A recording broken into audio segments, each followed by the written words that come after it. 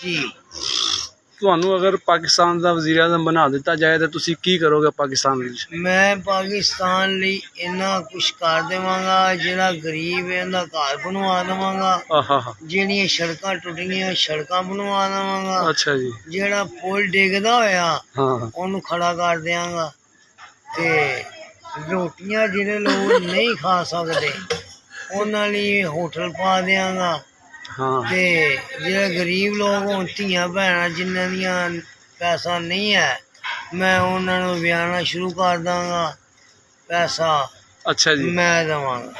मैं वजीर आजम, मेरा नाम शहजाद हसन, गली नंबर 6 नोट टाउन में हमारी कोठी है। अच्छा जी। ते हुण तुसी इलेक्शनां ते भी खलोते हो? जी सर। ते केड़ी सीट ते खलोते हो हुण तुसी? हल्का नंबर 8 है जी। अच्छा जी। सीट निशान मिला थोड़ा। अच्छा जी।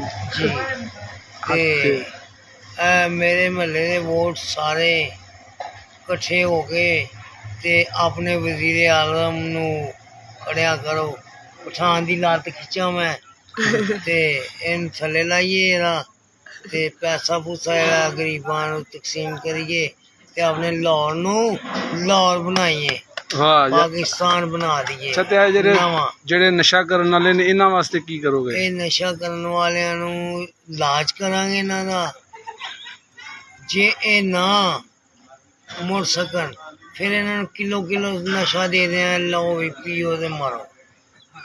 सही क्या क्यों जी? जेड़े कहते ने असी नहीं छड़ सकते, हाँ जी, उन्होंने किलो किलो समान दे देंगे नशा लैके। अच्छा लो भी पियो, वजीर आजम दे नारे मारो, शहजाद हसन शहजाद हसन, वल्द बाबा सिराजुद्दीन। अच्छा जी। होर कुछ दसो, कोई नवा की करोगे पाकिस्तान ले?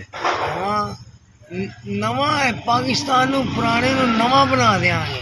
वो तो इमरान खान ने भी नवा बनान निकलिया है। उन्हें बनाया नहीं, उन्हें की कीता है? उन्हें कुछ भी नहीं किया, उन्हें बस अपना पैसा नशे ते लाता है। हाँ लोगों नू, गरीब लोगों को रोटी तो भी तंग करता उन्होंने, जो आटा ही महंगाई करती। अच्छा हर जी। चीज उन्हें महंगी करती।